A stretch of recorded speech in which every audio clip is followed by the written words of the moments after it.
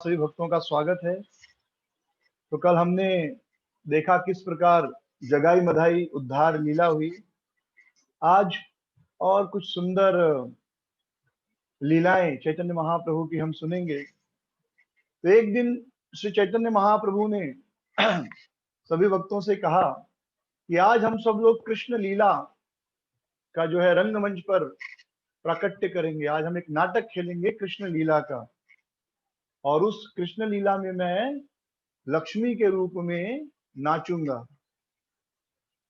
तो सभी भक्त जो थे बड़े खुश हो गए कि चलो कृष्ण लीला का दर्शन करने को मिलेगा। फिर एक भक्त ने पूछा, वास्तव में श्री अद्वैत आचार्य ने पूछा कि उस कृष्ण लीला में हीरो कौन होगा, नायक कौन होगा? क्योंकि लक्ष्मी आप नायिका तो हो गई, आप नायिका बनेंगी, लक्ष्मी बनेंगी, लेकिन नायक कौन बनेगा? महाप्रभु ने जवाब दिया कि जो गोपीनाथ जी हैं, गोपीनाथ जी उस कृष्ण लीला में नायक होंगे। और फिर उन्होंने सब भक्तों को अलग अलग सेवा दे दी कि कौन सा भक्त क्या सेवा करेगा। फिर उन्होंने बुद्धिमंत खां को कहा कि आपकी जिम्मेदारी है कि नाटक में जो कुछ ड्रेस लगता है, जितनी सारे कपड़े लगते हैं और जो आभूषण लगेगा, वह आपको लेकर आना है। बाकी अलग अलग भक्तों को अलग अलग जिम्मेदारियां दे दी गई, और ऐसा निर्णय लिया गया कि यह जो ड्रामा होगा, यह जो नाटक होगा, यह चंद्रशेखर आचार्य के घर पर यह जो है लीला होगी, जो कि महाप्रभु के मामा लगते हैं। तो महाप्रभु ने कहा कि लेकिन केवल इस नाटक में केवल वे लोग ही प्रवेश कर सकते हैं, केवल वे लोग ही लक्ष्मी का नृत्य देख सकते हैं जिनकी अपने इंद्रियों पर पूरे तरह से नियंत्रण है, जिन्होंने अपने आंख, नाक, कान, जीभ और त्वचा को पूरी तरह नियंत्रित कर लिया है, वही लोग इस लीला में भाग ले सकते हैं। तो सारे भक्त डर गए, क्योंकि भगवान की माया तो दैवी है, श्री गुणमयी मम माया दुरत्तया, भगवान की माया तो शिव जी तक नहीं बचे। तो हर भक्त डर गया कि भाई जब भगवान लक्ष्मी के रूप में आएंगे तो पता नहीं हम अपने इंद्रियों को नियंत्रित रख पाएंगे कि नहीं, वो तो इतने सुंदर रूप में आएंगे। तो अद्वैत आचार्य ने सबसे पहले कहा कि मैं इस जो चंद्रशेखर आचार्य के घर पर जो ड्रामा होने वाला, मैं नहीं आने वाला हूँ। हाँ, क्योंकि मैं ये नहीं कह सकता कि मुझे अपनी इंद्रियों पर पूरी तरह नियंत्रण है। तो श्रीवास पंडित ने भी यही बात कही कि नहीं, मैं भी नहीं आऊंगा, मैं भी ये नहीं कह सकता कि मेरी नियंत्रण इंद्रियों पर मुझे पूरा नियंत्रण है।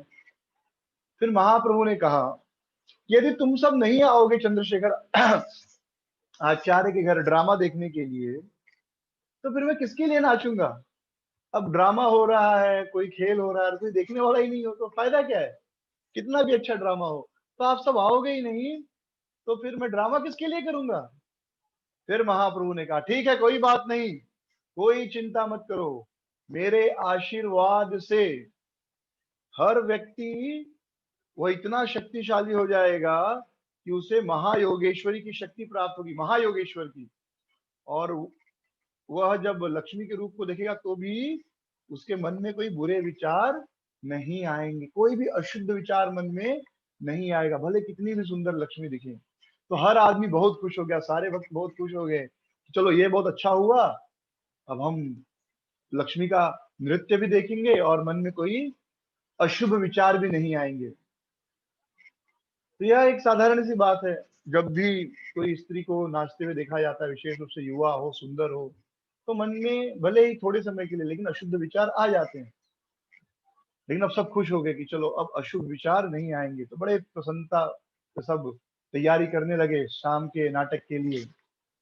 अद्वैत आचार्य ने कहा कि प्रभु मुझे बताइए, रात को जो ड्रामा होगा उसमें मेरा क्या जिम्मेदारी है, मेरी क्या भूमिका है? तो महाप्रभु ने कहा कि तुम्हें कोई जिम्मेदारी नहीं है, तुम जो बनना चाहो बन सकते हो। तो पहले तो कुछ समझ में नहीं आया अद्वैत आचार्य को, उनको बड़ा गुस्सा आया कि देखो मुझे कोई सेवा नहीं दे रहे हैं। लेकिन फिर उनको समझ में आया कि पूरे ड्रामा में एक ही आदमी होता है जिसको कोई सेवा नहीं होती, लेकिन वो पूरे ड्रामा में कुछ ना कुछ करते रहता है। कौन? जोकर। हाँ, तो अद्वैत आचार्य समझ गए कि मुझे क्या बनना है, मुझे जोकर बनना है, लोगों को हंसाने वाला काम करना है। तो अद्वैत आचार्य बहुत खुश हो गए। तो रात को चंद्रशेखर आचार्य के घर को बड़े सुंदर रूप से सजाया गया, और जितने लोग ड्रामा करने के लिए थे सब लोग एकदम तैयार थे। सारे वैष्णव बड़े प्रसन्न थे कि आज महाप्रभु लक्ष्मी के रूप में नाचेंगे। तो सारे वैष्णव अपने अपने परिवारों को लेकर चंद्रशेखर आचार्य के घर पर पहुंच चुके थे। सची माता भी आ गई, अपनी बहू यानी विष्णु प्रिया को लेकर आई, और पूरे तरह जो घर का आंगन था पूरे तरह भर गया था कोर्टयार्ड, और सब इंतजार कर रहे थे कि ड्रामा कब शुरू होगा। तो ड्रामा कैसे शुरू हुआ? तो हम लोगों का कोई प्रोग्राम कैसे शुरू होता है? संकीर्तन से। तो सबसे पहले ड्रामा में संकीर्तन शुरू हुआ, और मुकुंद गाने लगे, राम कृष्ण बोल हरि गोपाल गोविंद, राम कृष्ण बोल हरि गोपाल गोविंद, गोपाल गोविंद हरि गोपाल गोविंद। तो इस प्रकार मुकुंद उन्होंने बहुत सुंदर संगीत संकीर्तन किया, और सारे भक्त बहुत प्रसन्न हो गए। तो सबसे पहले ड्रामा जब शुरू हुआ तो सबसे पहले कौन आए? हरिदास ठाकुर आए। और हरिदास ठाकुर कैसे आए? कोतवाल बनकर, बड़ी बड़ी मूछें एकदम, और हाथ में डंडा लेकर, सर पर पगड़ी, और ये बोल रहे थे हरिदास कि सब लोग शांत हो जाओ, चुप हो जाओ, महाप्रभु अब लक्ष्मी के रूप में नाचने वाले हैं। तो जब तक महाप्रभु नहीं आते आप सब लोग हरे कृष्ण महामंत्र का जप करो। तो हर आदमी जो है पूछने लगा, आप कौन है, यहाँ पर आप क्यों आए हैं? भाई आप कौन हो, ऐसे ही आके बोल रहे, सब चुप रहो। तो हरिदास ठाकुर ने कहा, मैं वैकुंठ का कोतवाल हूँ, और मेरा नाम हरिदास ठाकुर है। और मैं यहाँ पर देखने आया हूँ कि सब लोग ठीक से हैं कि नहीं, सब कुछ ठीक से है कि नहीं। परम भगवान वैकुंठ से यहाँ पर प्रेम बांटने आए हैं, तो वे लक्ष्मी का भाव लेकर और लक्ष्मी के वेश में नृत्य करेंगे और सबको प्रेम बांटेंगे। और मैं देखूंगा कि सब कुछ ठीक से चल रहा है कि नहीं, और कोई भी बाधा न नहीं हो, ये मेरी जिम्मेदारी है कोतवाल के रूप में। ऐसा हरिदास कहने लगे। फिर उन्होंने सबको देखा और अपनी मूंछों को ताव मारा और हंसते हुए चले गए हरिदास ठाकुर। उसके बाद श्रीवास आए। श्रीवास कैसे आए? नारद पंडित के रूप में, और उनके पास वीणा थी। वीणा बजाते बजाते, हरिनाम गाते गाते जो है नारद जी रंगमंच पर आए। और उनके पीछे कौन आए? रामी पंडित आए। रामी पंडित के हाथ में कमंडलू था, और उनके आर्म पिट में क्या था? आसन था। उन्होंने आसन ऐसे बिछा दिया, आसन बिछा दिया, और नारद जी उस आसन पर बैठ गए। और जोकर का काम क्या है? जोकर पूरा शुरू से लेकर अंतिम तक आते रहता है, जाते रहता है। तो अद्वैत आचार्य आए जोकर के रूप में, और उन्होंने कहा, अरे कौन हो तुम, यहाँ क्यों आए हो, क्या कर रहे हो यहाँ? श्रीवास ने कहा, मैं नारद हूँ, मैं अनंत कोटि ब्रह्मांडों में घूमते रहता हूँ, हर ब्रह्मांड में घूमता हूँ कृष्ण का नाम गाते गाते, और मैं वैकुंठ गया था कृष्ण से मिलने। लेकिन वहां जब गया तो मुझे पता चला कि कृष्ण तो नवदीप में आ गए हैं अपने सभी परिकरों के साथ। तो इसलिए मैं उनका नृत्य देखने यहाँ नवदीप में आया हूँ, लक्ष्मी के रूप में उनका नृत्य देखने। तो उस समय महाप्रभु अपने आप को लक्ष्मी के रूप में श्रृंगार कर रहे थे, सुंदर श्रृंगार कर रहे थे। अब सोचिए लक्ष्मी जी कितनी सुंदर होंगी। कहते हैं कि जो स्वर्ग की अप्सराएं हैं, वह पृथ्वी की सबसे सुंदर स्त्री उनकी दासी भी नहीं बन सकती, इतनी सुंदर है स्वर्ग की अप्सराएं। और स्वर्ग की अप्सराओं से करोड़ों करोड़ों गुना ज्यादा सुंदर लक्ष्मी देवी है। यानी वह, उनकी सुंदरता हम कल्पना भी नहीं कर सकते। तो महाप्रभु लक्ष्मी के रूप में उनके परिकर महाप्रभु का श्रृंगार कर रहे थे, रुक्मणी की। और इस प्रकार जब श्रृंगार हो रहा था लक्ष्मी जी का यानी महाप्रभु का, तो एकाएक वे रुक्मणी के भाव में आ गए। उनको लगने लगा कि वे रुक्मणी है, और उस भाव में उनके आंखों से आंसू गिरने लगे, और वे अपने हाथ की उंगलियों से जमीन पर कुछ लिखने लगी। तो श्रीमद् भागवतम में 7 बड़े ही सुंदर श्लोक हैं। तो वह श्लोक जो रुक्मिणी का पत्र है, आप सबने सुना होगा, रुक्मिणी देवी अपना पत्र लिखती है। तो वे अपना पत्र लिखती हैं कृष्ण को सोचते हुए कि मेरे प्रियतम, जब से मैंने तुम्हारे बारे में सुना है, तुम्हारी सुंदरता, तुम्हारी प्रसिद्धि, तुम्हारा ऐश्वर्य, तब से तो मैं तुम्हारी हो गई हूं। मैं एक पल भी तुम्हारे बिना नहीं जीवित रह सकती। आप मुझे अपनी पत्नी के रूप में स्वीकार कीजिए और मुझे उस शिशुपाल के हाथों से बचाइए। वह शिशुपाल कल आकर मुझसे विवाह करने वाला है। तो हमारे परिवार में यह परंपरा है कि विवाह के पहले लड़की जो है भवानी के मंदिर में जाती है, भवानी की पूजा करती है। तो मैं कल भवानी के मंदिर जाऊंगी, भवानी की पूजा करूंगी, और उस समय आप आना और मुझे अपहरण कर लेना। जब मैं भवानी की पूजा कर रही रहूंगी, उनसे आशीर्वाद मांग रही होंगी, तो उस समय आप मेरा अपहरण करना। तो इस प्रकार वे जो है पत्र लिख रही होती हैं कृष्ण को। तो ये महाप्रभु ही उस भाव में है, कृष्ण के, रुक्मिणी देवी के भाव में, और इस प्रकार वो प्रार्थना कर रहे हैं। तो यहाँ पर इस प्रकार चैतन्य महाप्रभु रुक्मिणी के भाव में है और कृष्ण को पत्र लिख रहे हैं। और दूसरी तरफ नारद मुनि आए स्टेज पर नृत्य करते करते, और नारद मुनि नृत्य कर रहे हैं। और उसके बाद गदाधर पंडित आए गोपी के भाव में, और वे नृत्य करने लगे, हाँ, राधा के रूप में। क्योंकि गदाधर पंडित कौन है? गदाधर पंडित राधा रानी है। तो वे राधा रानी के रूप में नृत्य करने लगी। तो गदाधर पंडित का जो नृत्य था वह साधारण नहीं था, क्योंकि वे तो साक्षात राधा रानी है। और उनका जो नृत्य था वह नृत्य क्या था? वह प्रेम का नृत्य था। ऐसा लग रहा था कि प्रेम भक्ति स्वयं गदाधर पंडित का रूप लेकर इस संसार में प्रकट हो गई हो और नृत्य कर रही हो।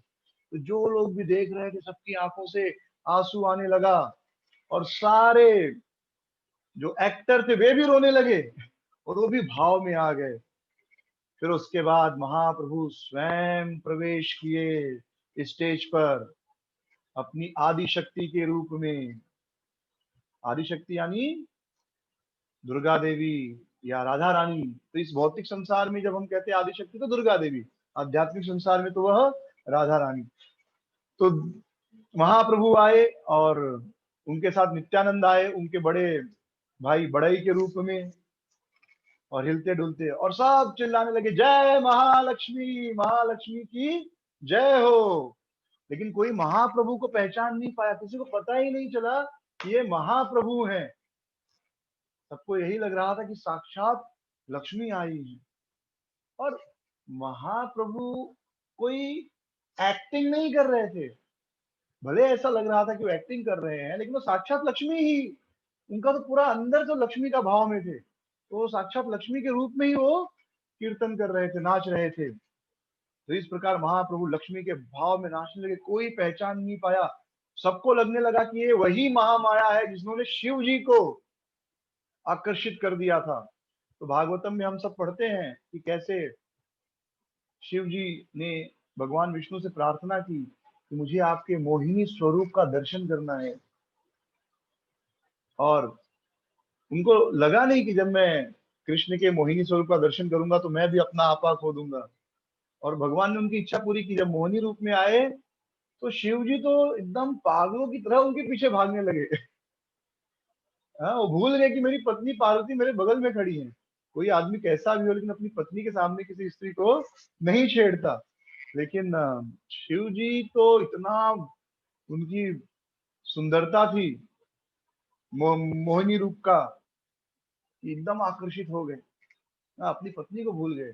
तो सबको लगने लगा ये वही महामाया है जिन्होंने शिव जी को भी आकर्षित किया।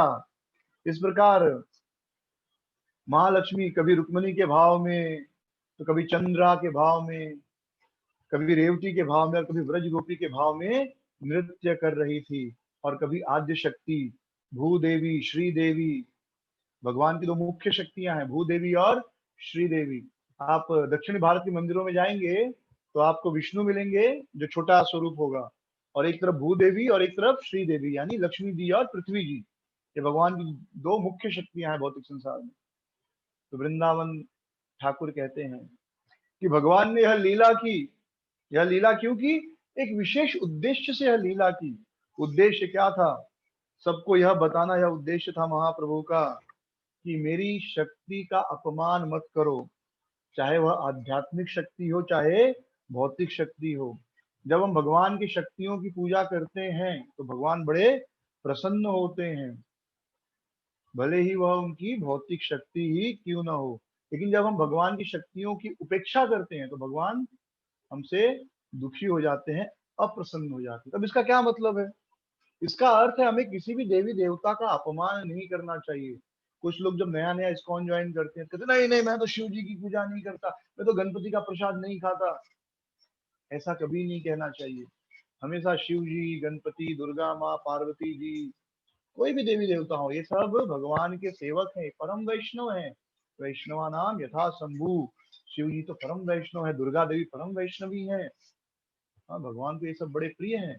तो कभी भी इनका अपमान नहीं करना चाहिए। जब भी किसी दुर्गा जी का मंदिर देखे, शिव जी का, किसी भी देवी देवता का मंदिर, तो उन्हें प्रणाम करना चाहिए और उनसे यह प्रार्थना करनी चाहिए कि हमें आप शुद्ध कृष्ण भक्ति प्रदान करो। जैसे गोपियां कात्यायनी देवी की पूजा किया करती थी, तो वो सब देवी की पूजा किया करती थी और उनसे वरदान में क्या मांगती थी? कृष्ण भक्ति। तो यह महाप्रभु बताना चाहते थे कि जैसे हम भगवान की पूजा करते वैसी पूजा नहीं करने की जरूरत है, लेकिन फिर भी वो भगवान की शक्ति है तो उनकी पूजा करना चाहिए। जो उनका सम्मान है, हर व्यक्ति को उसका जो सम्मान है वह सम्मान देना चाहिए। हर व्यक्ति को जो सम्मान मिलना चाहिए। हर व्यक्ति का एक सम्मान होता है, छोटा व्यक्ति तो थोड़ा सम्मान, बड़ा व्यक्ति ज्यादा सम्मान, लेकिन सम्मान हर व्यक्ति का करना चाहिए, किसी का भी अपमान नहीं होना चाहिए। तो इस प्रकार जब महालक्ष्मी के रूप में चैतन्य महाप्रभु नाच रहे थे तो उन्होंने जगत जननी का रूप, जगत जननी का भाव धारण कर लिया। जगत जननी यानी विश्व की माँ, पूरे ब्रह्मांड की माँ। और इतना मातृ प्रेम दिखाने लगी, इतना माँ का जो प्रेम होता है उसका प्रदर्शन करने लगी कि सारे वैष्णव जो है भक्ति से बढ़ भर गए और सबको ऐसा लगने लगा कि यही हमारी माँ है। और वास्तव में लक्ष्मी ही, राधा रानी ही हम सबकी माँ है। वास्तविक माँ तो वही है, वास्तविक पिता कृष्ण है। तो सबको यह लगने लगा कि यही हमारी माँ है और सब मातृ प्रेम में अपनी माँ के लिए रोने लगे। और नित्यानंद प्रभु भी इतना भाव विभोर हो गए कि वो बेहोश हो गए। नित्यानंद प्रभु जब उन्होंने चैतन्य महाप्रभु के सुंदर मातृत्व रूप को देखा तो बेहोश से हो गए। तो इस प्रकार जगत जननी, पूरे ब्रह्मांड की माँ के रूप में महालक्ष्मी नाचते रही। और एकाएक फिर वे जो गोपीनाथ जी का श्री विग्रह है उनको अपने लैप में ले लिया, अपनी गोद में ले लिया गोपीनाथ जी को, और जो मंदिर है ऑल्टर वहां जाकर बैठ गई। और जो लोग भी आसपास खड़े थे वे वो सब हाथ जोड़कर वे लक्ष्मी जी की स्तुति करने लगे। जिसको जो समझ में आ रहा था, जिसकी जो शक्ति थी, उस प्रकार सब लोग लक्ष्मी जी और गोपीनाथ जी का स्तुति करने लगे। कोई कहता कि आप साक्षात लक्ष्मी हो और लक्ष्मी के रूप में उनका गुणगान करता, कोई उनका गुणगान चंडी के रूप में करता, कोई उनका गुणगान आद्य शक्ति के रूप में देख करता।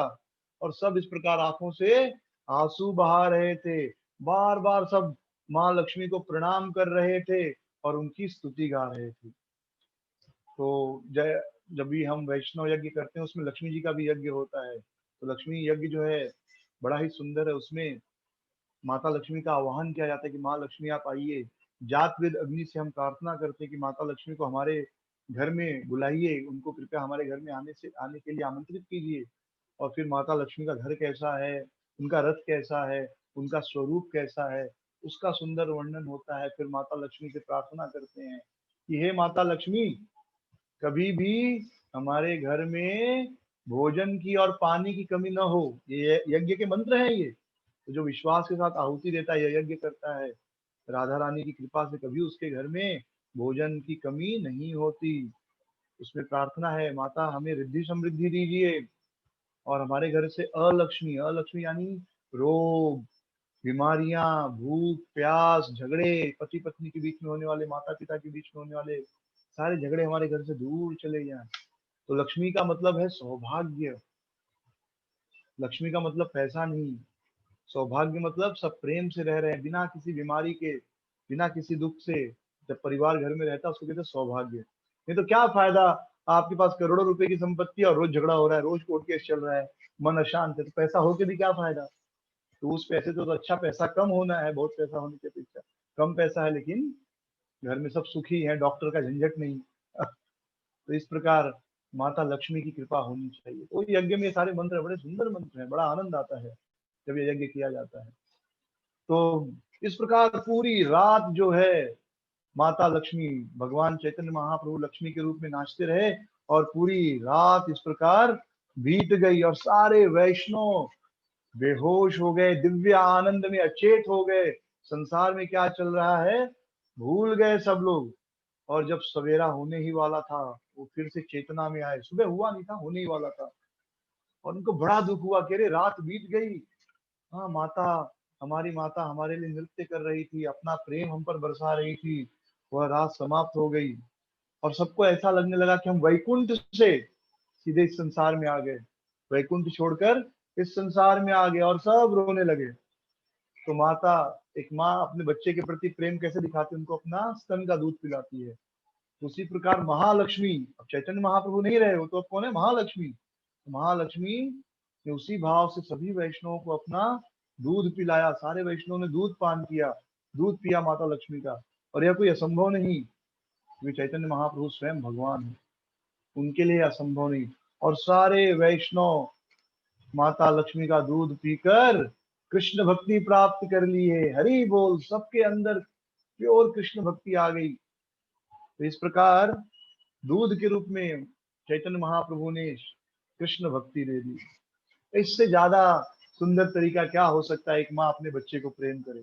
श्रीमद् भागवतम में भी वर्णन है कि यद्यपि भगवान 100 साल के थे, तब भी जब माँ यशोदा उनको देखती थी तो उनके स्तन से दूध आ जाता था। हाँ, और जबकि भगवान 100 साल के हो गए थे, उनके मतलब इस भौतिक संसार में प्रकट हुए 100 साल हुए। भगवान की उम्र तो बहुत ही कितनी है, गणना ही नहीं कर सकते। हाँ, कोई कैलकुलेशन ही नहीं है कि भगवान कितने साल पुराने हैं। लेकिन इस संसार में प्रकट होकर महाप्रभु को 100 साल हो गए थे, कृष्ण को। फिर भी माँ देखती थी यशोदा मैया, तो उनके स्तन में दूध आ जाते थे। जबकि भगवान को पुत्र भी थे, पुत्रों के भी पुत्र हो गए थे, भगवान इतने पुराने थे प्रकट लीला में। तो 7 दिनों तक चंद्रशेखर आचार्य का घर जो है, उस चंद्रशेखर के आचार्य के घर से दिव्य प्रकाश निकलते रहा। सबको लगा कि सूर्य चंद्र और बिजली का प्रकाश से वह चमक रहा है। सारे नवद्वीप वासियों ने देखा, क्योंकि चैतन्य महाप्रभु ने वहां पर सुंदर लीला की थी। इसके पश्चात एक बड़ी सुंदर लीला आती है कि महाप्रभु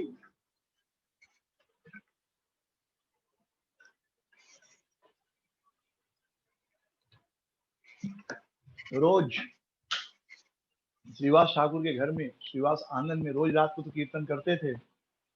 तो हमने ये सुना है, कल कथा में सुनी, परसों कथा में सुना कि जब भी कीर्तन होता था तो घर का दरवाजा बंद हो जाता था। केवल वे लोग ही अंदर प्रवेश पाते थे जो महाप्रभु का नृत्य कीर्तन देखने के योग्य हैं, यानी जो शुद्ध भक्त हैं। तो रोज इस प्रकार दरवाजा बंद हो जाता था, कोई अंदर आ नहीं पाता था। तो एक बार श्रीवास पंडित की माँ, उनकी सासू माँ, वे क्या की, रोज दिन भर तो घर में आना जाना, भाई बेटी का घर है तो दिन भर जाना आना लगा रहता था। तो एक दिन क्या की, वो घर के अंदर गई और बाहर नहीं आई। एक जगह छुप कर इंतजार करने लगी कि आज मैं देखूंगी क्या करते हैं ये लोग। तो छुप कर वो बैठ गई। रात को कीर्तन शुरू हुआ और महाप्रभु कीर्तन में नाचने लगे, गाने लगे संकीर्तन में।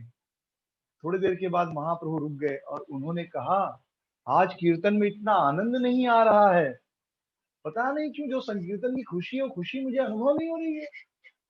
लगता है जरूर इस घर में कोई बाहर का आदमी आया है। तो श्रीवास पंडित ने कहा, नहीं नहीं प्रभु, कोई बाहर का आदमी नहीं है, मैंने तो घर की खिड़की दरवाजे सब बंद कर दिए, कोई हमें देख नहीं रहा है, कोई बाहर का आदमी नहीं। महाप्रभु ने कहा, ठीक है कीर्तन शुरू करो। फिर से कीर्तन शुरू हुआ, फिर महाप्रभु नाचने लगे, गाने लगे। थोड़ी देर के बाद फिर महाप्रभु रुके, बोले नहीं, जरूर कोई इस घर में बाहर का व्यक्ति आया है, इसलिए मुझे कीर्तन में वह आनंद नहीं आ रहा है। तो श्रीवास पंडित ने कहा ठीक है। तो श्रीवास पंडित पूरा घर ढूंढे, और घर ढूंढे तो उनको अपनी सासू माँ मिली। अब सासू माँ माँ के ही समान है, पूजनीय है, लेकिन उस समय इतना भाव में थे कीर्तन के आनंद में, उनको बड़ा क्रोध आया कि देखो इस स्त्री के वजह से महाप्रभु को कीर्तन का आनंद नहीं आ रहा है। तो उन्होंने क्या किया कि सासू माँ के बाल पकड़े और घर से बाहर निकाल दिया, निकलो यहाँ से, तुम्हारे कारण भगवान को कीर्तन का आनंद नहीं आ रहा है, चैतन्य महाप्रभु को आनंद नहीं आ रहा है। एक दिन महाप्रभु कीर्तन कर रहे थे तो उन्होंने शुक्लांबर ब्रह्मचारी के ऊपर आनंद कृपा बरसाने का निर्णय किया। शुक्लांबर ब्रह्मचारी बहुत ही गरीब भक्त थे और श्रीवास पंडित के घर के थोड़ा करीब ही रहते थे। वो इतने गरीब थे, इतने गरीब कि अगर एक दिन भिक्षा नहीं मांगे तो उस दिन उनको भूखा सोना पड़ता था। महाप्रभु उनसे बहुत प्रेम करते थे, शुक्लांबर ब्रह्मचारी से। क्यों? क्योंकि शुक्लांबर ब्रह्मचारी दिन रात हरे कृष्ण महामंत्र का जप किया करते थे और भगवान की याद में रोया करते थे। तो उनको रोज श्रीवास आंगन में रात को एंट्री थी, आने को मिलता था, महाप्रभु का कीर्तन देखने को मिलता था। और वे रोज महाप्रभु के साथ रात में कीर्तन किया करते थे, कीर्तन में नाचा करते थे। और कैसे नाचते थे? वो जो भिक्षा का पात्र है, वो भिक्षा का पात्र हाथ में उठाकर महाप्रभु के साथ नाचते थे। आपने देखा होगा भिक्षुक लोग अपने कंधे पर एक झोला लटकाते हैं और कुछ बर्तन जैसा होता है, तो बर्तन उठाकर, कंधे पर लटका बर्तन उठाकर नाचा करते थे। तो सारे भक्त उनको नाचते हुए, इस प्रकार नाचते हुए देखकर बड़े प्रसन्न होते थे। तो एक दिन महाप्रभु भगवत भाव में बैठे थे और शुक्लांबर जो है बड़े आनंद सुख के साथ कीर्तन में नाच रहे थे। तो चैतन्य महाप्रभु ने उनको बुलाया और कहा, शुक्लांबर सुनो, तुम जन्म जन्मांतर मेरे भक्त हो, हर जन्म में तुम मेरे भक्त हो। मैं तुमसे इतना प्रेम करता हूँ, इतना प्रेम करता हूँ कि मैं तुमसे छीन कर, जो तुम भिक्षा में मांगते हो भोजन, वह छीन कर मैं खा लेता हूँ, भले तुम देना नहीं चाहो। क्या तुम्हें नहीं पता, जब तुम सुदामा रूप में थे और आए थे द्वारका, तो मैं तुम्हारे हाथों से छीन लिया था। सुदामा भगवान के लिए क्या लेकर गए थे? चिवड़ा लेकर गए थे, थोड़ा सा, बहुत पुराना चिवड़ा, कड़क चिवड़ा। लेकिन जब उन्होंने द्वारका में भगवान का ऐश्वर्य देखा तो उनको संकोच हुआ कि मैं कैसे कृष्ण को चिवड़ा दूं। शुरू में तो ये सोचे मेरे दोस्त दे दूंगा, लेकिन बाद में सोचे अरे कृष्ण तो इतने बड़े राजा है, देखो हजारों नौकर चाकर हैं, नौकर चाकर भी इससे अच्छा खाना खाते हैं, तो मैं कैसे भगवान को ये सूखा रूखा चिवड़ा दूं। तो वो नहीं दे रहे थे, लेकिन कृष्ण ने छीन लिया चिवड़ा और चिवड़ा खाया, एक बार, दो बार, और तीसरी बार खाने गए तब तक रुक्मणी ने रोक लिया। तो चैतन्य महाप्रभु कह रहे हैं, तुमको याद है मैं तुम्हारे हाथ से चिवड़ा छीन कर खाया और तब तक खाते रहा जब तक कमला ने मुझे रोक नहीं लिया। और ऐसा महाप्रभु ने कहकर शुक्लांबर ब्रह्मचारी का जो भिक्षा का पात्र था उसमें हाथ डाला, और जो चावल थे अच्छे बुरे, अब भिक्षा में तो सब जगह एक क्वालिटी का चावल नहीं मिलेगा, दुकान तो है नहीं कि आप बोलोगे नहीं यही क्वालिटी का चावल तो ही लूंगा। भिक्षा में जो भी अच्छा बुरा मिला लेना पड़ता है। तो वैसा चावल महाप्रभु ने हाथ डाला और ले लिया और खाने लगे। शुक्लांबर ब्रह्मचारी ने कहा, प्रभु प्रभु आप ये क्या कर रहे हैं? आप ये भिक्षुक का बिना पका हुआ चावल, पका हुआ नहीं था, अनकुक्ड राइस था, बाद में उसको भोजन बना के खाते, ये अनकुक्ड राइस, अनपका भो चावल आप मुझसे ले लिए जो मैं अलग अलग घरों से भिक्षा मांग कर लाया। चैतन्य महाप्रभु ने कहा कि मैं तुम्हारे हाथ का तुम्हारा यह चावल इसलिए खाना चाहता हूँ क्योंकि तुम मेरे भक्त हो। तुम्हारा चावल अच्छा है या नहीं अच्छा है इससे कोई फर्क नहीं पड़ता, तुम मेरे भक्त हो, मेरे शुद्ध भक्त हो, प्रिय भक्त हो, इसलिए मैं तुम्हारा यह जो चावल है, अनपका चावल, उसको चावल को उबाला नहीं कहता, कच्चा चावल, कच्चा चावल अच्छा लगता है क्या खाने में? किसी को अच्छा नहीं लगता, तो चावल मैं खाऊंगा। मुझे अमृत भी अच्छा नहीं लगता अगर कोई अभक्त मुझे दे, अगर कोई अभक्त भगवान को अमृत दे तो भगवान को पसंद नहीं, लेकिन एक भक्त अगर ऐसे कच्चा चावल भी प्रेम से भोग लगाता है भगवान स्वीकार करते हैं। फिर महाप्रभु कहते हैं कि शुक्लांबर सुनो, मैं सदैव तुम्हारे हृदय में बैठा रहता हूँ। जब तुम खाते हो तो मैं खाता हूँ, जब तुम भिक्षा मांगने जाते हो तो मैं भी तुम्हारे साथ भिक्षा मांगने जाता हूँ। मैं यहाँ प्रेम भक्ति बांटने आया हूँ और मैं तुम्हें प्रेम भक्ति देता हूँ। प्रेम भक्ति ही मेरा हृदय है, प्रेम भक्ति मेरी आत्मा है, प्रेम भक्ति से श्रेष्ठ कुछ भी नहीं, और यह प्रेम भक्ति मैं तुम्हें देता हूँ। ऐसा कह के श्री चैतन्य महाप्रभु ने प्रेम भक्ति शुक्लांबर ब्रह्मचारी को दे दी, और सारे भक्त बहुत प्रसन्न होकर हरि बोल कह के कीर्तन करने लगे। तो वृंदावन दास ठाकुर बड़ी सुंदर बात कहते हैं कि वेदों में कहा गया है कि भगवान को भोग लगाने के लिए, भगवान की पूजा करने के लिए बड़े सारे नियम कायदे कानून हैं। जैसे भगवान की पूजा करना तो स्नान करके, साफ कपड़ा पहनकर, आचमन करके, फिर मंदिर में घंटी बजाते हुए या घंटी बजाते हुए अंदर प्रवेश करना होता है, भगवान को जगाना, फिर बड़े शुद्धि तरीके से भोजन बनाना, फिर भगवान तुलसी डालकर भगवान को भोग लगाना, बहुत सारे नियम कायदे कानून है। लेकिन और फिर जब भोग लगाते तो मुद्रा करते हैं, जब भगवान को भोग लगाते तो ओम अस्त्राय फट और इस प्रकार की 4 प्रकार की मुद्राएं होते हैं। ऐसे मुद्रा करके फिर पाद्यम अर्घ करके इदम इदम इदम नैवेद्यम समर्पयामि, ऐसे सब मंत्र जप किया जाता है भगवान को भोग लगाने के लिए। ये सब है वैधि भक्ति का नियम। लेकिन प्रेम भक्ति में कोई नियम नहीं।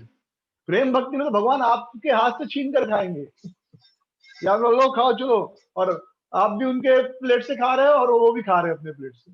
जैसे ब्रज के सखा, वृंदावन के सखा गोप, वे भगवान अपना पहले जो भी बर्तन था, जो भी वो भोजन लेकर आते थे, पहले खुद खाते थे, फिर कहते थे कृष्णा बड़ा अच्छा है, देखो देखो खाओ, मेरी माँ ने आम्रखंड भेजा है, बहुत स्वादिष्ट, और फिर कृष्ण को खिलाते थे अपना जूठा। कोई कहता था अरे आज माँ ने पूरी भेजी है, अरे कितनी अच्छी लग रही है सब्जी के साथ, तो पहले खुद खा के कहते थे बहुत स्वादिष्ट है, और फिर अपना वही जूठा मुंह का जो आधा उन्होंने दांत से काटा है वो कृष्ण को खिलाते थे। तो ये है प्रेम भक्ति। एक है वैधि भक्ति। वैधि भक्ति मतलब नियम कायदे कानून। तो जब तक हम शुद्ध नहीं हुए हैं, जब तक हमारे हृदय में कृष्ण के लिए प्रेम नहीं है, तब तक वैधि भक्ति। जब प्रेम उत्पन्न हो गया तो प्रेम में सब नियम कायदे कानून नहीं होते। तो इसी प्रेम में भगवान देखो शुक्लांबर ब्रह्मचारी के हाथ का जूठा जूठा अनकुक्ड राइस, जो पका भी नहीं है, कच्चा चावल भी कहाँ कहाँ किस किस घर से आया है, वो चावल खा रहे हैं। उसी प्रकार एक दिन महाप्रभु ने शुक्लांबर से कहा, शुक्लांबर आज दोपहर को मैं तुम्हारे घर पर भोजन करने आऊंगा, प्रसाद पाने आऊंगा। शुक्लांबर हैरान हो गया। शुक्लांबर ने कहा, प्रभु क्या कह रहे हो आप मेरे साथ मजाक कर रहे हो? मैं एक भिखारी, एक पापी आदमी, गटर के कीड़े से भी ज्यादा तुच्छ हूं मैं, आप मेरे हाथ से खाओगे? तो महाप्रभु ने कहा, नहीं नहीं, मैं कोई मजाक नहीं कर रहा हूँ, मैं मेरी बहुत तीव्र इच्छा है तुम्हारे हाथ का बना हुआ भोजन खाने की। आप जाओ, घर पे जाओ, भोजन बनाओ, और दोपहर में भोग पाने आऊंगा। तो भी शुक्लांबर ब्रह्मचारी को बहुत डर लग रहा था कि अरे मैं कैसे चैतन्य महाप्रभु के लिए बना सकता हूँ। उनको बहुत डर लग रहा था कि मैं तो अछूत हूँ, मैं तो पापी हूँ। तो उन्होंने भक्तों से पूछा कि मुझे क्या करना चाहिए। एक और तो महाप्रभु का आदेश है, उनके आदेश को नकार नहीं सकता, दूसरी ओर मैं इतना पतित हूँ, पापी हूँ, अशुद्ध हूँ, कैसे अपने हाथों से बना हुआ भोजन उनको खिलाऊं? तो भक्तों ने कहा कि अरे अरे ऐसे मत सोचो कि तुम अछूत हो, भगवान तो अपने भक्तों का प्रेम खाते हैं, भोजन नहीं खाते। तो आप प्रेम से उनके लिए भोजन बनाओ। क्या भगवान ने विदुर के घर जूठा साग नहीं खाया? और क्या उन्होंने दुर्योधन का 56 भोग दुत्कार नहीं दिया? दुर्योधन ने बड़े अभिमान से भगवान को आमंत्रित किया, आइए मैंने आपके लिए भोग बनाए हैं। भगवान ने कहा नहीं चाहिए, भूख नहीं लगी है। 56 भोग उन्होंने दुर्योधन का त्याग दिया और विदुर के घर गए वो सूखा साग खाने के लिए। और बड़ा सुंदर प्रसंग है कि विदुरानी भगवान को केला खिला रही थी। तो भक्तगण बताते हैं वो केला खिला खिला रही थी तो छिलका निकाल रही थी, छिलका निकाल कर केला ऐसे फेंक देती थी और भगवान को छिलका देती थी। इतने प्रेम में थी वो, और भगवान वो छिलका लेकर छिलका खाते थे। और फिर दूसरा केला लेती थी विदुरानी, छिलका छीलती थी, केला निकाल कर फेंक देती थी और छिलका देती थी। और भगवान भी कुछ बोल नहीं रहे थे, बड़े प्रेम से खा रहे थे। विदुर जी आए, कहीं बाहर गए थे, कुछ काम उनसे यहाँ वहाँ गए होंगे 2-4 मिनट के लिए, वापस आए, बोले अरे क्या कर रही हो तुम, छिलका खिला रही हो। फिर वो अपने हाथ से खिलाने लगे और छिलका निकाल कर केला हाथ में दे देते थे, छिलका फेंक देते थे। फिर भगवान ने केला खाया और कहा विदुर तुम्हारे केले में वो स्वाद नहीं जो स्वाद विदुरानी के छिलके में है। तो ऐसा कुछ मत सोचो शुक्लांबर, आप जाओ और भगवान के लिए भोग बनाओ। शुक्लांबर घर गए और बड़े ही प्रेम से, बड़े ही सावधानी से कीर्तन करते करते, जय कृष्ण गोविंद गोपाल वनमाली, जय कृष्ण गोविंद गोपाल वनमाली, जय कृष्ण गोविंद गोपाल वनमाली, ऐसे कीर्तन करते करते भगवान के लिए वो भोग बनाने लगे। तो कभी भी जब हम भगवान के लिए भोग बनाते हैं तो हमेशा भगवान का नाम जब मन में, क्योंकि बोल के करेंगे तो थूक हो सकता है भोग में चला जाए, तो मन में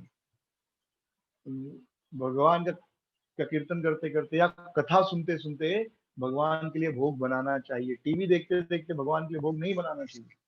और भगवान के लिए क्या, घर वालों के लिए भी खाना बना रहे तो टीवी देखते देखते नहीं बनाना चाहिए।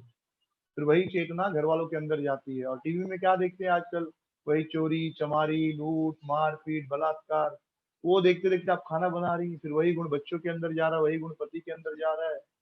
फिर बाद में शिकायत करते रहे, मेरा बच्चा तो ऐसा नहीं था, मेरा बच्चा ऐसा कैसे हो गया। उसके बदले भगवान की कथा सुनते सुनते भगवान के लिए भोग बनाइए, हरिनाम सुनते हुए भोग बनाइए। तो जब शुक्लांबर ब्रह्मचारी ने इस प्रकार सुंदर भोग बना दिया तो सारे, तो उस समय महाप्रभु आए, सभी भक्तों के साथ प्रवेश किए और वे खुद जो भी बर्तन थे मिट्टी के उसमें से वो प्रसाद निकालने लगे, खुद लेने लगे। हाँ, खुद लेकर अपना थाली बनाने लगे, इंतजार नहीं कि शुक्लांबर मुझे बिठा कर देगा, खुद ही अपना थाली में सब सामान लेने लगे। हाँ, तो शुक्लांबर जोर जोर से हंसने लगे। हाँ, फिर महाप्रभु ने सारा भोग भगवान को अर्पित किया और खा लिया। और जब वो खा रहे थे तो बार बार खाते खाते कह रहे थे, ओहो हो कितना स्वादिष्ट है, इतना स्वादिष्ट भोजन मैंने अपने जीवन में कभी नहीं पाया। आह शुक्लांबर कितना स्वादिष्ट भोजन तुमने बनाया है। इस प्रकार बारंबार महाप्रभु शुक्लांबर ब्रह्मचारी का गुणगान कर रहे थे। तो इस प्रकार जब हम प्रेम से भगवान के लिए भोग बनाते हैं तो भगवान बड़े प्रेम से वो भोग खाते हैं। तो भगवान की भक्ति में कोई नियम कायदा कानून नहीं है, एक ही नियम कायदा कानून है, प्रेम। लेकिन जब तक वह प्रेम उत्पन्न नहीं हुआ तब तक नियम पालन करना चाहिए। तो इसके पश्चात जब महाप्रभु ने खा लिया, प्रसाद पा लिया, तो सारे वैष्णव फिर महाप्रभु का जो उच्छिष्ट है, जो उनका जूठा था महाप्रभु का, वो सब वैष्णवों में अपने अपने बांटकर महाप्रसाद जो है सब वैष्णवों ने ग्रहण किया। तो इस प्रकार जब सारे वैष्णव महा शुक्लांबर ब्रह्मचारी यहाँ प्रसाद पा रहे तो सब वहीं पर दोपहर को आराम करने लगे। दोपहर को खाने के बाद थोड़ा भूख लगती है ना, नींद आती है, आप सबको ये अनुभव होगा। दोपहर खाते हैं जब हैवी लंच तो थोड़ा सा तंद्रा, एक कठोर, एक तेज नींद का झोंका आता है। इसलिए आप देखेंगे घरों में दोपहर को खाने के बाद, एक घर में जिस दिन छुट्टी है, ऑफिस वाले तो नहीं सो पाते लेकिन बाकी घर के लोग जिस दिन छुट्टी है सब दोपहर को एक नैप जरूर लेते हैं, आधा घंटा 1 घंटा खाने के बाद अब चलो खिड़की दरवाजा बंद, एसी ऑन, सो जाओ। तो सब सो गए थे। तो उनमें एक थे विजय अखरिया। विजय अखरिया कौन थे? विजय अखरिया महाप्रभु के सबसे प्रिय शिष्य थे। जब महाप्रभु शिक्षक थे, पढ़ाते थे, तो उसमें विजय अखरिया उनके शिष्य थे। और उनका काम क्या था? उनका नाम विजय था और उनका काम क्या था? महाप्रभु के लिए किताबें कॉपी करना। तो पहले प्रिंटिंग प्रेस नहीं था, तो कोई किताब है जैसे चैतन्य चरितमृत किताब है या भगवद गीता किताब है तो एक ही कॉपी है। तो फिर पहले के ब्राह्मण क्या करते थे, उसके उसको देख देख कर एक नई किताब लिखते थे और फिर उसको बांट दिया जाता था। तो राजा लोग कहते थे भाई 5 किताब लिख दो, तो 5 किताब लिखते थे और राजा को देते थे, फिर राजा ऐसे बांटते थे। तो उनका काम था लिखना, तो इसलिए उनका नाम हो गया अखरिया। अखरिया मतलब कॉपी करने वाला, अखरिया, विजय अखरिया। तो उस दिन जब शुक्लांबर ब्रह्मचारी के घर में महाप्रभु विश्राम कर रहे थे तो सारे लोग जो आराम कर रहे थे, तो विजय खरिया भी वहां पर थे। तो सब लोग उस समय सोए थे लेकिन महाप्रभु सोए नहीं थे। महाप्रभु की इच्छा थी कि मैं विजय को उस दिन आशीर्वाद दूं, तो उन्होंने क्या किया, अपना हाथ विजय के शरीर पर रखा और विजय ने बड़ा सुंदर स्वप्न देखा। क्या देखा? तुरंत भगवान का विष्णु स्वरूप देखा। भगवान विष्णु रूप में, चतुर्भुज रूप में, शंख चक्र गदा पद्म ये सभी सुंदर आभूषण धारण किए हुए, और ऐसा लग रहा था करोड़ों करोड़ों चंद्रमा चमक रहा है। शिव बहु कोटि चंद्र जीनी बदन उज्ज्वल। भगवान का शरीर ऐसा है कि ऐसा लगता है करोड़ों करोड़ों चंद्रमा चमक रहे हैं। तो करोड़ों करोड़ों सूर्य चंद्र का प्रकाश उनके शरीर से निकल रहा था चारों ओर से। और जब विजय खरिया ने भगवान का यह सुंदर स्वरूप देखा कि भगवान के शरीर से दिव्य तेज निकल रहा है, हाथ में शंख है, चक्र है, गदा है, पद्म है और ब्रह्म तेज है चारों ओर, वो एकदम बेहोश हो गया और जोर जोर से चिल्लाने लगे, गौर गौर हरि हरि। तो महाप्रभु ने चुप चुप ऐसे मुंह पे हाथ रख दिया, कहा चिल्लाओ मत, किसी को बताओ मत, जब तक मैं इस संसार में हूं किसी को बताना मत कि मैंने तुमको ऐसे दर्शन दिया है। तो चुप हो गया, लेकिन फिर भी बोलना रुका नहीं। गो गो गो गो ऐसे मतलब बोल भी रहा है लेकिन कुछ स्पष्ट सुनाई नहीं दे रहा है, और ऐसा बोलते बोलते वो बेहोश हो गए। तो सारे भक्त जब उनका तेज आवाज सुने तो सब जग गए, क्या हुआ क्या हुआ, अरे ये क्या बोल रहा है, बोलते बोलते क्या बेहोश हो गया। फिर सबने सोचा अच्छा जरूर कृष्ण ने इन्हें दर्शन दिया होगा किसी न किसी स्वरूप में। तो महाप्रभु ने कहा हाँ शायद भगवान ने दर्शन दिया होगा, जिस रूप की यह पूजा करता है, शायद वो विष्णु रूप की पूजा करते थे इसलिए भगवान ने विष्णु रूप में दर्शन दिया, तो जिस स्वरूप की वो पूजा करते हैं उस स्वरूप का दर्शन दिया। तो भगवान ने इनको वह रूप में दर्शन दिया है लगता है। तो इससे एक चीज यह भी पता चलती है महाप्रभु ने यह लीला क्यों की, कि जो तेज है, ब्रह्मन जिसको कहते लोग, हाँ ब्रह्म सत्य जगत मिथ्या, तो जो ब्रह्म है वो ब्रह्म क्या है, वह ब्रह्म भगवान के शरीर से निकलने वाला तेज है, बस और कुछ नहीं। अंतिम सत्य क्या है, कृष्ण है, जो निराकार ब्रह्म है वो भगवान के शरीर से निकला हुआ तेज है। तो इस प्रकार भगवान के सुंदर स्वरूप का दर्शन करके, भगवान का वह स्वरूप जिसमें वह सुंदर विष्णु रूप में शंख चक्र गदा पद्म शरीर से तेज निकल रहा है, और रूप दर्शन करके वो धन्य धन्य हो गए। भगवान भी हमें वह दर्शन दे हमारी भक्ति से प्रसन्न होकर, कभी तो भगवान के उस रूप का दर्शन मिलेगा। तो इस प्रकार पता चलता है कि सेवा कितना इंपॉर्टेंट है। विजय खरिया क्या करते थे, महाप्रभु के लिए किताबें कॉपी करते थे। यह सेवा के कारण, केवल एक सेवा करने मात्र से उनको भगवान ने अपने दर्शन दिए। इसलिए भक्त भजन करते हैं, लेकिन भजन में सेवा भी बड़ा महत्वपूर्ण है। कोई सोचे कि सेवा करना भजन नहीं, तो गलत बात है। सेवा करना भी भजन है, भगवान के लिए भोग बनाना, भगवान के लिए कपड़ा सिलना, भगवान के लिए दान लाना, भगवान की कथा कहना, भगवान की कथा सुनना, ये सब भी भजन का हिस्सा है। भगवान के मंदिर में झाड़ू मारना, भगवान का श्रृंगार करना, उनके लिए हार बनाना, ये सब भी भजन का हिस्सा है। जप और सेवा, दो चीजें। तो विजय खरिया जो है वह भगवान के लिए किताबें लिखता था, और इसलिए भगवान ने दर्शन दिया। तो एक दिन ऐसा हुआ कि सारे भक्त कीर्तन कर रहे थे, कीर्तन करते करते सब भक्त थक गए श्रीवास आंगन के, और श्रीवास आंगन में सारे भक्त बैठ गए, और भक्तों को बहुत जोर से भूख लगी थी।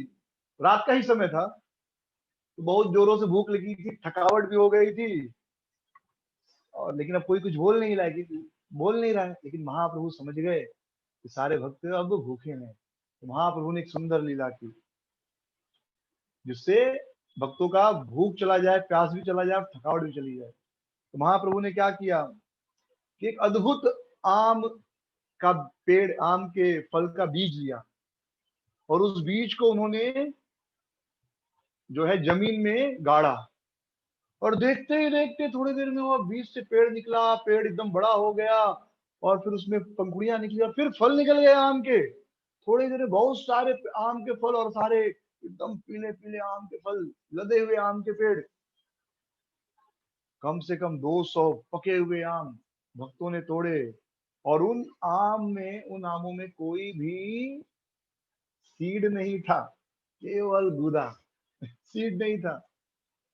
हाँ यानी खाली छिलका निकालो और खा जाओ गप, कुसली, उसको कुसली बोलते हैं ना, सीड, कुसली नहीं था, बीज नहीं था।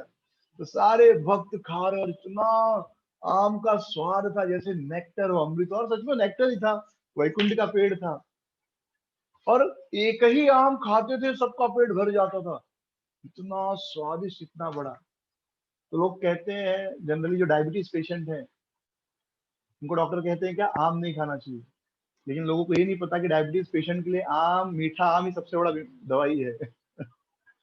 ये एक अलग विषय है, लेकिन भगवान का बनाया हुआ चीज आपको बीमार नहीं कर सकता। हाँ, इंसान की बनाई हुई दवाई और इंसान का बनाई हुई चीज आपको बीमार कर सकती है। भगवान की बनाई हुई चीज कभी बीमार नहीं कर सकती। जब हम आम खाते हैं तो फ्रूट में क्या होता है, ग्लूकोज और फ्रुक्टोज। ग्लूकोज हमारे खून में मिलता है और ब्लड शुगर बढ़ जाता है, लेकिन फ्रुक्टोज लिवर में जाता है और फिर ब्लड शुगर को नॉर्मल कर देता है। आप कभी भी आम खाइए और 2-3 घंटे बाद अपना ब्लड शुगर चेक कीजिए, आपको नॉर्मल शुगर लेवल मिलेगा। तुरंत तो कुछ भी खाने के बाद ब्लड शुगर बढ़ता है, चाहे कोई डायबिटीज का पेशेंट हो या नहीं हो। हाँ, तो भगवान का बनाया हुआ चीज हमें बीमार नहीं कर सकता, क्योंकि भगवान ने हमारा ये शरीर बनाया और भगवान ने ही सारी वस्तुएं बनाई। हाँ, अंगूर, एक व्यक्ति है, वो अंगूर का जूस, उनका शिविर होता है नासिक में, 6 दिनों तक रखते हैं। 6 दिनों में केवल अंगूर का जूस पिलाकर डायबिटीज ठीक करते हैं। 6 दिन तक कुछ खाना पीना नहीं है। लेक्चर होगा, थोड़ा खेल कूद और अंगूर का जूस पिलाएंगे 6 दिन तक। आप इंसुलिन वाले हो, बिना 6 दिन में आपको केवल अंगूर का जूस पिला के आपको ठीक करेंगे। एक व्यक्ति है, खिला पिला के आपको ठीक कर देंगे 3 दिन में डायबिटीज। आप भले इंसुलिन लेते हो नहीं लेते हो, बिना इंसुलिन बिना दवाई 3 दिन। और खूब मीठा फल खिलाएंगे, आम खाओ, केला खाओ, अंगूर खाओ, जो मीठा, क्योंकि भगवान की बनाई हुई चीज कभी हमें नुकसान नहीं पहुंचाती। लेकिन जो लोग दवाई लेते हो, ट्राई मत कीजिए, ये किसी के मार्गदर्शन में करना चाहिए जिसको पता है कैसे करना है ये। ठीक है, क्योंकि आप ऑलरेडी दवाई ले रहे हो, डोंट ट्राई इट, ओके। हाँ, तो एक एक आम खाकर सब इतना खुश हो गए, और साल भर उस आम के पेड़ से फल आते रहा, और साल भर हर रात भक्तगण आम खाते थे वो। और सोचिए कितना स्वादिष्ट आम होगा, वैकुंठ का आम। तो सारे भक्त बड़े आनंद से आम खाते थे, संकीर्तन करते थे, थक जाते थे, फिर आम खाते थे, फिर संकीर्तन करते थे। और यही भक्ति है। प्रभुपाद जी कहते थे, कीर्तन में नाचो, थक गए प्रसाद खाओ, प्रसाद पा लिया फिर नाचो। ये है संकीर्तन मूवमेंट, ये है चैतन्य महाप्रभु का मूवमेंट।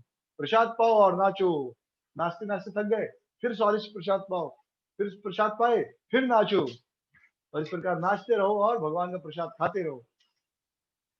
तो ये जो था बड़ा ही अद्भुत था। लेकिन भगवान के लिए कोई बड़ी बात नहीं है, भगवान की योग माया शक्ति से भगवान सब कुछ कर सकते हैं। एक दिन श्रीवास प्रभु के घर में अद्वैत आचार्य आए, गोपी भाव में नाच रहे थे। मतलब अद्वैत आचार्य ऐसा सोच रहे थे कि मैं गोपी हूँ, पूरी तरह उनकी चेतना गोपी भाव हो गई थी, मैं ब्रज की एक गोपी हूँ। और उस भाव में वो नाच रहे थे, इतना नाच रहे थे, इतने भाव में थे, इतने प्रसन्न थे कि लगातार 6 घंटे अद्वैत आचार्य नाचते रहे, कंटिन्यूअस 6 आवर्स। 6 घंटे लगातार अद्वैत आचार्य नाचते रहे। बड़े मुश्किल से भक्तों ने उनको बिठाया कि बस हो गया आपका डांस, आज के लिए बस हो गया, आराम कर लीजिए, आप बूढ़े हो गए। लेकिन वो तो इतना खुश थे, भक्तों ने बिठाया, थोड़ा देर बैठे, फिर नाचने लगे। तो उसमें महाप्रभु अपने घर में थे। पर जब उनको पता चला कि अरे आज अद्वैत आचार्य गोपी भाव में नाच रहे हैं, वो तुरंत अपने घर से आए श्रीवास आंगन में। और जब वे आए तो उन्होंने क्या किया, महाप्रभु को, एक अद्वैत आचार्य को क्या किया, महाप्रभु ने एक अंदर वाले कमरे में लेकर चले गए, दरवाजा बंद कर दिया उन्होंने। और उन्होंने अद्वैत आचार्य से कहा, मुस्कुराते हुए, आचार्य कहो तुम्हारी क्या इच्छा है। अद्वैत आचार्य ने कहा, अरे प्रभु जिसे आप मिल गए उसको क्या इच्छा हो सकती है, बस आप ही मिल जाओ यही इच्छा है, और आप तो मुझे मिल ही गए हो, तो अब मुझे कोई इच्छा नहीं, आपसे बड़ा और कुछ क्या चाहिए किसी को। महाप्रभु ने कहा, अरे मैं तो आपका हूं ही, इसके अलावा क्या इच्छा हो कहो। अद्वैत आचार्य ने कहा कि मुझे आपका ऐश्वर्य देखना है, आपका वो दिव्य स्वरूप देखना है, जो स्वरूप आपने अर्जुन को कुरुक्षेत्र के मैदान में दिखाया, युद्ध के मैदान में दिखाया। और तुरंत अद्वैत आचार्य क्या देखते हैं कि एक रथ है, बहुत बड़ा रथ, और उस रथ पर अर्जुन बैठे हैं, और वहां पर कृष्ण है, और एकाएक कृष्ण के 4 हाथ हो गए, और शंख चक्र गदा पद्म धारण किए हैं कृष्ण। और अनंत कोटि ब्रह्मांड चारों ओर उनको दिखाई देने लगा, चारों ओर ब्रह्मांड। बहुत सारे शिव, ब्रह्मा, गणपति, ये सब उनकी स्तुति कर रहे हैं। और भगवान के बहुत सारे मुख, बहुत सारी आंखें, बहुत सारे भुजाएं। और उन्होंने देखा कि अर्जुन उनका गुणगान कर रहे हैं, अर्जुन की स्तुति कर रहे हैं। अद्वैत आचार्य भी झुक गए, वे भी महाप्रभु को बार बार प्रणाम करने लगे। और इस प्रकार उन्हें कृष्ण की भक्ति प्राप्त हुई। कृष्ण भक्ति है पर और बढ़ गई, और बढ़ गई। नित्यानंद प्रभु को पता चला कि महाप्रभु महाप्रभु अद्वैत आचार्य को विश्वरूप दर्शन दे रहे हैं। उन्होंने कहा मुझे क्यों नहीं दे रहे हैं? होता है ना भाई, उसे दिया मुझे क्यों नहीं दिया? तो वो भी बड़े तेजी से आए और जोर जोर से दरवाजा पीटने लगे। महाप्रभु अद्वैत आचार्य को लेकर अंदर दरवाजे के अंदर चले गए थे ना, दरवाजा बंद कर दिया था। यानी घर के अंदर एक, घर के अंदर भी रूम दरवाजे होते हैं ना, मतलब रूम्स होते हैं। जैसे घर के अंदर बेडरूम होता है तो एक बाहर तो मेन दरवाजा, उसके अलावा घर में भी दरवाजे हैं। जोर जोर से दरवाजा पीटने लगे, खोलो खोलो खोलो। तो एकाएक चैतन्य महाप्रभु ने दरवाजा खोला, नित्यानंद प्रभु को पकड़ा, अंदर लिया और फिर से दरवाजा बंद कर दिया। फिर नित्यानंद प्रभु, उनको भी वही विश्व रूप दिखाया। नित्यानंद प्रभु ने आंखें बंद की और वही विश्व रूप, भगवान का वह स्वरूप, सुंदर स्वरूप देखा उन्होंने। फिर महाप्रभु ने कहा, नित्यानंद उठो, तुम तो मेरा जीवन हो। तुम्हारे अलावा ऐसा कोई नहीं जो मुझे पूरी तरह जानता हो, और मेरे बारे में ऐसा कुछ नहीं जो तुमको ना पता हो। अब बलराम जी को तो सब पता है, तो कृष्ण ही है। हाँ, तुमसे ज्यादा प्रिय मुझे कोई नहीं। और फिर नित्यानंद प्रभु, अद्वैत आचार्य और चैतन्य महाप्रभु तीनों नृत्य करने लगे। हाँ, उस दिन और कोई नहीं, मतलब उस कमरे में यही तीनों थे। उस कमरे में चैतन्य महाप्रभु ने अद्वैत आचार्य और नित्यानंद प्रभु को विश्व रूप दिखाया, और उसके बाद कीर्तन करने लगे। तो एक दिन महाप्रभु और नित्यानंद प्रभु शांतिपुर जा रहे थे अद्वैत आचार्य से मिलने। तो अद्वैत आचार्य का घर कहाँ पे है? शांतिपुर में। कभी वो नवद्वीप आते थे, कभी फिर शांतिपुर चले जाते थे। तो वे शांतिपुर जा रहे थे अद्वैत आचार्य से मिलने। तो रास्ते में उनको एक सन्यासी का घर दिखाई दिया। तो सन्यासी का सम्मान करना चाहिए। तो चैतन्य महाप्रभु और नित्यानंद प्रभु गए उस सन्यासी को प्रणाम करने। तो उन्होंने सन्यासी को प्रणाम किया, और उस सन्यासी ने क्या देखा? दो बड़े ही सुंदर युवक, गौर निताई जैसे दो दो चंद्रमा प्रकट हुए हों। चैतन्य महाप्रभु चंद्रमा के समान है और नित्यानंद प्रभु भी चंद्रमा के समान ही, दोनों चंद्र हैं, दोनों का मुख चंद्र के समान है। तो जब दो युवकों को देखा तो वह बहुत खुश हो गया। वह सन्यासी प्रेम से स्वागत किया, और चैतन्य महाप्रभु नित्यानंद प्रभु ने उनको प्रणाम किया। तो उस सन्यासी ने आशीर्वाद दिया कि मैं तुम्हें आशीर्वाद देता हूँ, तुम बड़ा सुखी जीवन व्यतीत करो, तुम्हें सुंदर पत्नी मिले, खूब सारे बच्चे हों, सारे बच्चे आज्ञाकारी हों। तो महाप्रभु ने कहा, अरे ये आप कैसा आशीर्वाद दे रहे हैं? आप ऐसा आशीर्वाद कैसे दे सकते हैं? आपको तो ऐसा आशीर्वाद देना चाहिए, कृष्णेर मतिरस्तु, कि आपकी मति कृष्ण में लगे, आपको कृष्ण भक्ति मिले। ये आप ऐसा आशीर्वाद देंगे, मुझे विश्वास नहीं हो रहा है। तो एक सन्यासी साधारण रूप से क्या आशीर्वाद देगा कि भाई संसार माया है, इस माया से निकलकर भगवान मिले, ऐसा आशीर्वाद देगा। लेकिन ये सन्यासी क्या आशीर्वाद दे रहा है? संसार में पड़े रहने का आशीर्वाद दे रहा है। आप इस्कॉन में भक्तों को प्रणाम करेंगे तो साधारण रूप से इन जनरल इस्कॉन के भक्त आशीर्वाद आशीर्वाद क्या देते हैं? कृष्णेर मतिर अस्तु, यानी आपकी मति कृष्ण में लगे। ये जो मति है ना, ये किसमें लगे? कृष्ण में लगे, आपको कृष्ण भक्ति मिले। तो ऐसा आशीर्वाद देते हैं भक्त लोग, और यही असली आशीर्वाद है। तो जब सन्यासी ने सुना तो हंसने लगा, बोला हाँ हाँ हाँ, मैंने सुना है ऐसे लोग कि कुछ लोगों का अच्छा करो फिर भी उसमें बुराई ढूंढते हैं। ये देखो ब्राह्मण के बच्चे को देखो, हाँ ये ब्राह्मण के पुत्र को देखो, मैंने इसे आशीर्वाद दिया कि तुम्हें खूब धन प्राप्त हो, सुंदर पत्नी प्राप्त हो, खूब बच्चे प्राप्त हो, लेकिन ये देखो मेरे आशीर्वाद में दोष निकालता है, मेरे आशीर्वाद को भला बुरा कहता है।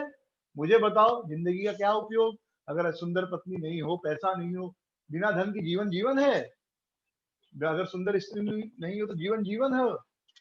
हाँ, भक्ति थोड़ी कोई जीवन है।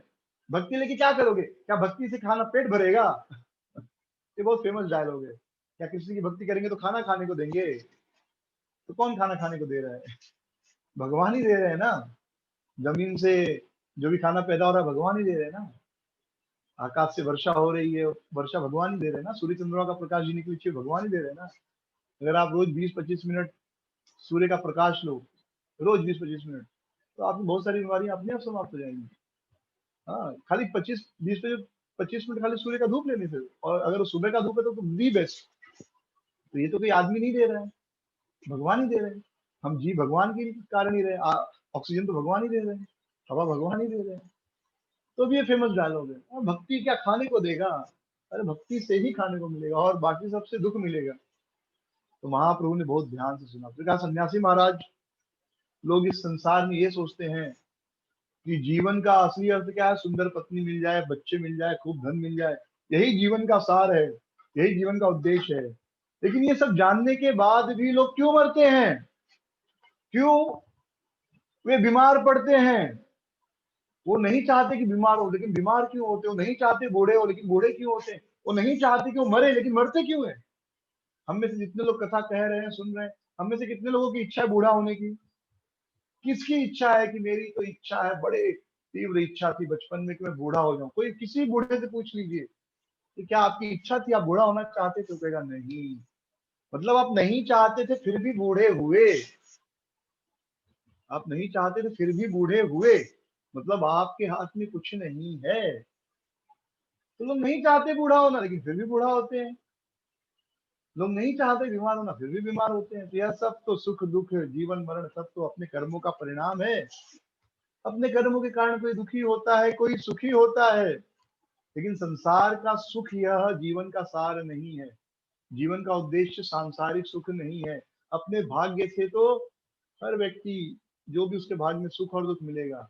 एक आदमी पुलाव खाकर जितना सुखी होता है, एक सुअर मल खाकर उतना ही सुख मनाती है। एक सुअर इंतजार करते रहता है ना, जब पहले लोग खुले में शौच करते थे, सुअर दूर से देखते रहता था कब पूरा हो कब पूरा हो और हम जाए और फीस्ट करें, बराबर। तो ये मत सोचिए कि सुअर का सुख हमारे सुख से कम है। सुअर का सुख हो गया, कुत्ते का सुख हो गया, हमारे सुख से कम नहीं है। तो ये सुख, भोज खाने का सुख, स्त्री पुरुष संग करते हो सुख, ये सुख जानवरों को भी है। कोई हैरानी का बात नहीं, कोई बहुत बड़ी बात नहीं है। जानवर भी स्त्री संग करते हैं, जानवर भी खाते हैं, तो ये कोई बड़ी बात नहीं। असली सुख तो है भगवान का नाम, भगवान की भक्ति। वह सुख जानवरों को नहीं मिल सकता। जानवर भक्ति नहीं कर सकते, केवल हम लोग भक्ति कर सकते हैं। तो भगवान, तो वेदों में भले यह कहा गया है, वेदों में बताया कि आप ऐसे भक्ति करोगे तो यह भौतिक सुख मिलेगा, यह करोगे तो स्त्री मिलेगी, यह करोगे तो धन मिलेगा, आप शिव जी की पूजा करोगे तो सुंदर पत्नी मिलेगी, पार्वती की पूजा करेंगे तो सुंदर पति मिलेगा, ऐसे बहुत सारी बातें हैं। आप लक्ष्मी की पूजा करेंगे तो धन मिलेगा। लेकिन वास्तव में वेद भले आपको यह लालच दे रहे हैं, लेकिन वो चाहते कि आप इस प्रकार आओ भगवान की शरण में और भक्ति प्राप्त करो। जैसे जब कोई बच्चा 10वीं में होता है तो माँ बाप क्या कहते हैं?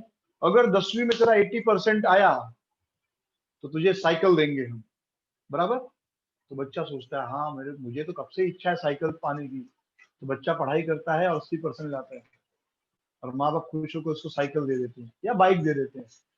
तो बच्चा अगर ये सोचे कि 10वीं में पढ़ाई करने का उद्देश्य बाइक पाना है या साइकिल पाना है, तो क्या बुद्धिमानी है?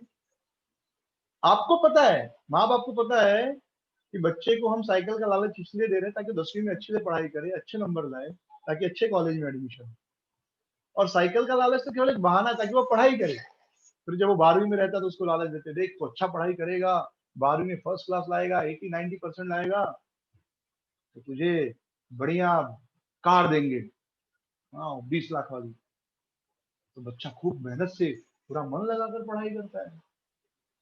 तो कोई ये सुनर के ओके 12वीं में पढ़ाई ध्यान से अच्छे से इसलिए की जाती है ताकि कार मिले, क्योंकि माँ बाप तो यही कह रहे हैं। लेकिन क्या है, सही है? नहीं, माँ बाप ने भले ये लालच दिया, लेकिन माँ बाप इसलिए आपको नहीं पढ़वाना चाहते, इसलिए आपको पढ़वाना चाहते ताकि आप 12वीं में अच्छी पढ़ाई करो, ताकि अच्छे कॉलेज में मेडिकल इंजीनियरिंग सीए जो भी है, ये सब भी यूजलेस ही है। मेडिकल इंजीनियरिंग कोई मतलब नहीं एक्चुअली एक हिसाब से देखा जाए, लेकिन ठीक है, तो इसमें एडमिशन मिले। तो हमको नहीं पता है, लेकिन माता पिता को पता है।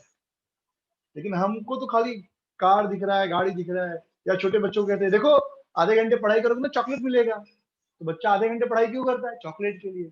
तो पढ़ाई क्या चॉकलेट के लिए की जाती है? नहीं। लेकिन बच्चा सोचता है मैं तो पढ़ाई इसलिए करता हूँ क्योंकि चॉकलेट चाहिए। उसी प्रकार वेदों को पता है कि अगर इनको मैं कहूंगा कि भाई भक्ति करो, भगवत धाम जाओ, ये लोग भक्ति नहीं करेंगे, तो इसलिए लालच दिया है। तो देखो कृष्ण की पूजा करो या इस देवी देवता की पूजा करो, आपको सुंदर पत्नी मिलेगी, आपको धन मिलेगा, आपको सुंदर पति मिलेगा, आपको पैसा मिलेगा। तो उसी बहाने हम जाते तो हैं भगवान की शरण में, और धीरे धीरे एक दिन समझते हैं कि नहीं ये सब तो नश्वर है, असली में तो भक्ति मेन चीज है। तो इस प्रकार वेदों में ऐसा बताया गया है। तो सन्यासी ने नित्यानंद प्रभु की ओर देखा और कहा देखो इस बच्चे को, महाप्रभु की ओर हाथ दिखाते हुए, ये मेरे सामने बच्चा है और मुझे बड़ी बड़ी बात सुना रहा है।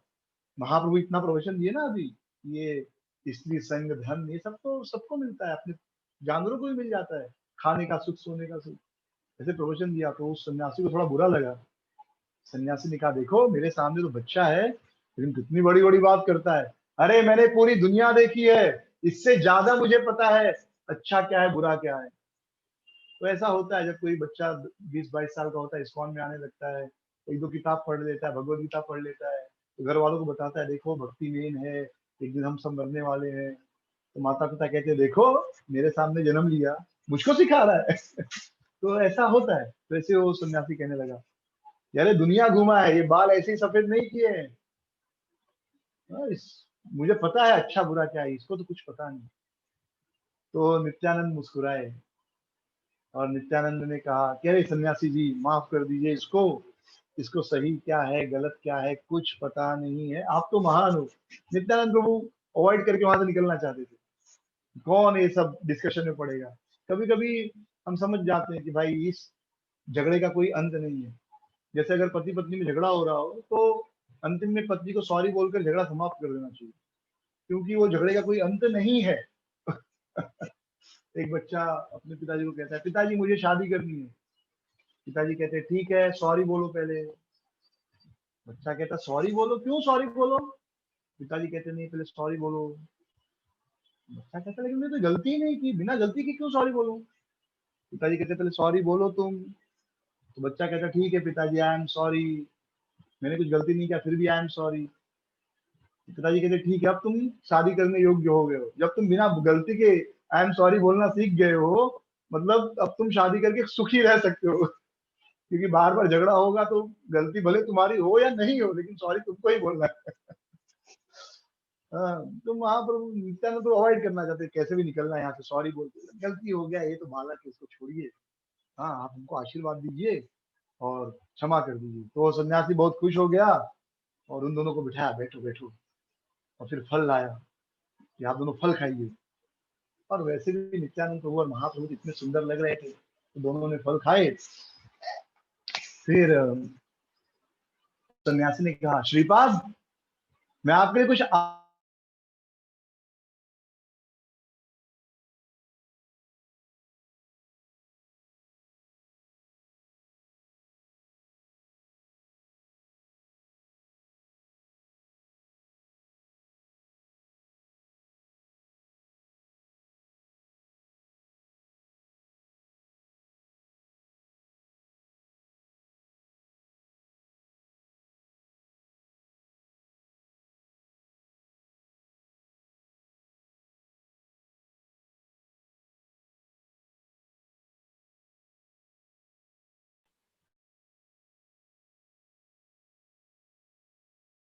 मतलब होता है शराब,